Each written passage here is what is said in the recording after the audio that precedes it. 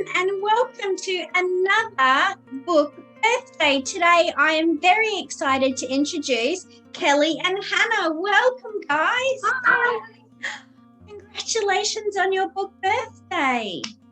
Thank you. I'm really excited to have you both with us because usually we only have an author or illustrator. So today we're very spoilt that we have both of you with us. And I've got a whole heap of questions that I want to ask you about the process of how your book baby came to being, if that's okay. That'd be wonderful. Awesome. So these you've actually got, I'm going to do, because we've got both of you, we have got a double book birthday today. Oh my gosh, this is getting more and more exciting. So which one came first? My mum. My mum, beautiful. And then my earth. So let's talk about this one first. So with this one, what was the inspiration for this one? So that book actually came about when it was a few years back now, when I was actually doing mentoring with you, Michelle. And my youngest son said to me, "Mum, you've got witch's hands." And I'm like, "Gee, thanks." Because from, doing lots of housework and washing up and all that sort of thing, you get wrinkly, dry hands. But that was just the inspiration to start the story. And then it goes into all about being different and that it's okay to be different. And so it's written from the eyes of a boy who is learning from his mum that, it's okay to be your authentic self. And if you're different, that's awesome. Beautiful. And I love the illustrations. Hannah, can you tell me a little bit about the illustrations for this book and how you pictured Kelly's words?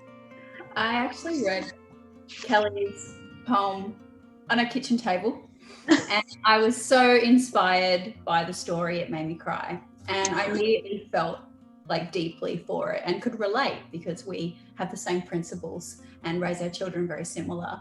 So to me, painting it was effortless. It was about creating a flow and a visual that connected with a little bit deeper than just exactly saying what the words are and matching the illustration. I wanted people to sort of explore more, like they're doing stretches, that's yoga, that, you can write stuff, you can have massage, but what kind of massage is it? With the Reiki, with the hands and in the hair, and you're not really touching them. And so we wanted people to feel it.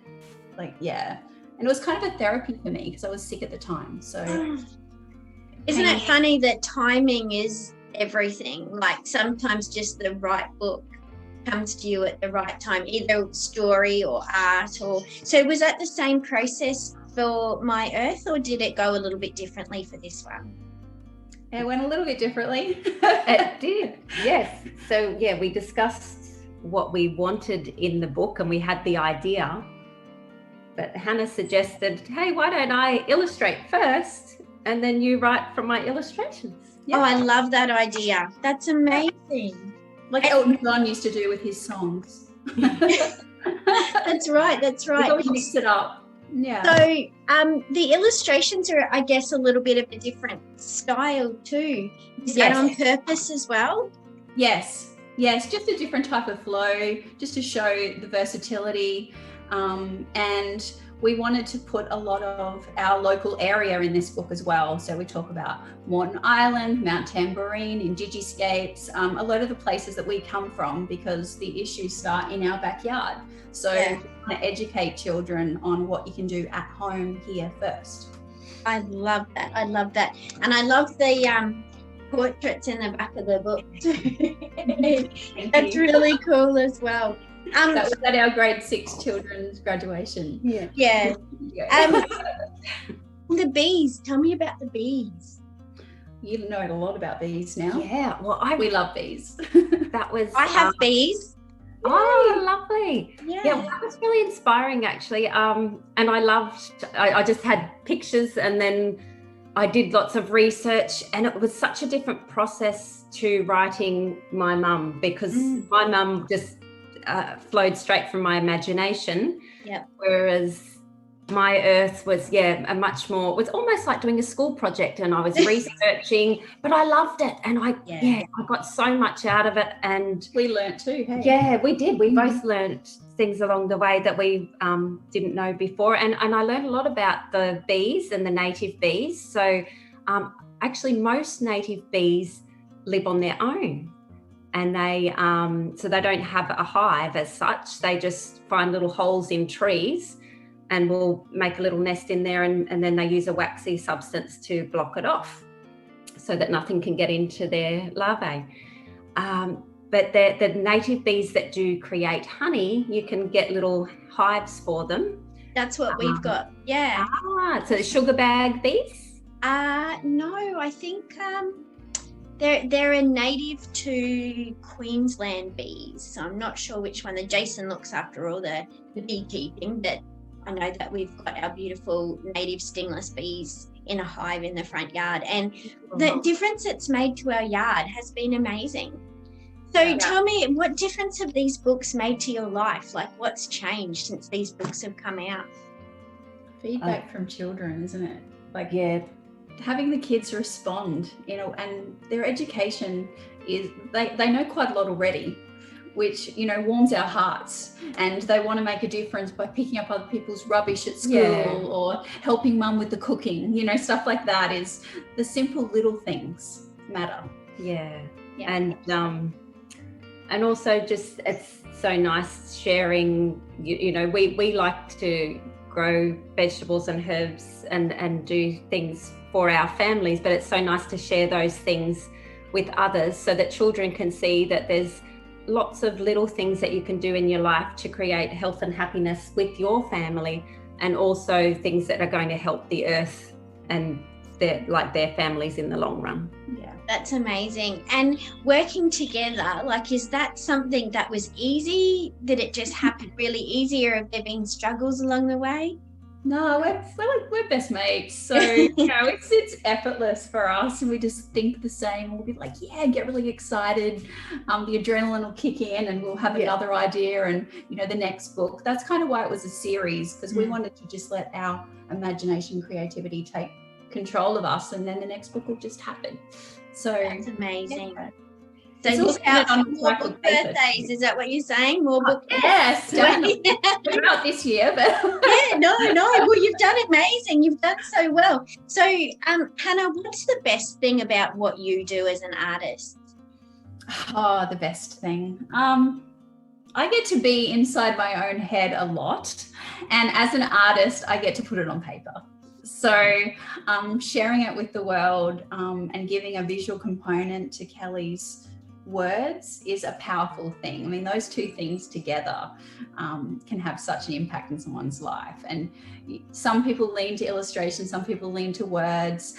So you've got the best of both worlds. So for me, having a visual message is really important. And as a designer, I do that as well. So I'm able to be more expressive in children's books, be more creative with my messages. Yeah, it's nice. And change it up every now and again, like from the first book. Absolutely. And Kelly, what do you think is the best part of what you do as an author? I love just being expressive and being able to use my imagination and bring a story to life. Because if you don't write it down, often you forget as well. So it's really good to just write down ideas. And that was something that Michelle made sure she told us all the time. Yes, write down your ideas, carry a notebook everywhere. Thank you, Michelle. I forget sometimes, but it's great. And it's just so nice having something that you can also share with your family. And it's a legacy, basically, something we can pass on to our kids. Yeah, that's what I was thinking. It's such a beautiful legacy for the both of you as mums and artists, and also, I guess, guardians of the galaxy as well. Like, you guys just have so much love for the universe, and hopefully the universe will give you some love back with these beautiful, beautiful books. So, Hannah, what would you give as your best piece of advice for aspiring artists, like of any age? Yeah. Just don't hold in that creativity. anyone can be a drawer, anyone can be a painter. It's all in all of us. We don't have to be a perfect painter or a realist. We just have to have that energy come out onto the paper. And that's all I do. That's why my books are so different. There's no consistency because life isn't consistent. It's just about maintaining a balanced, healthy life and expressing it in any way that you can. And it doesn't always have to be drawing. It could be singing and dancing, playing music. And that's what our books show. You know, that creativity and writing or anything is up to you. And we try and teach that at schools as well. Yeah, absolutely. And Kelly, you're a busy mum like me, and we have lots of mums contact us and say, I have no time to write. I have no time to do this. What would be your advice for all the beautiful, busy, creative mums out there? So you just need to make time for yourself. So often as mums, we tend to just do everything else that we need to do for our family, and we put ourselves second or last, and then we forget about all the dreams that we have and the things that we want to do. And it's so important it's an act of self-care, taking that time for yourself to actually write. And if you can try and have a little routine going, maybe, you know, even if it was like 15 minutes a day, like that would help that consistency.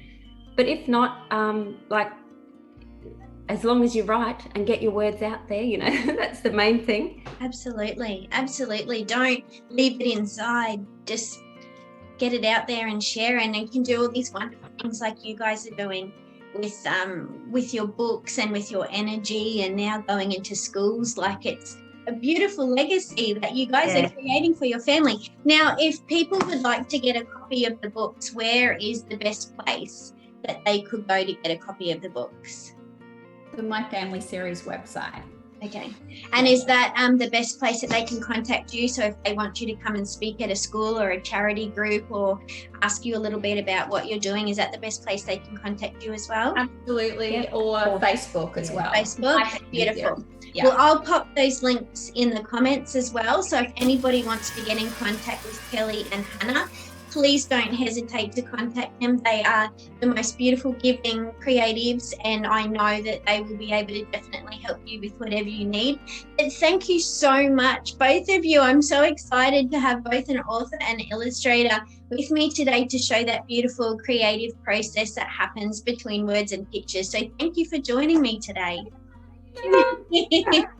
And we'll see you for your next book birthday. Thanks, Michelle. Bye. Bye.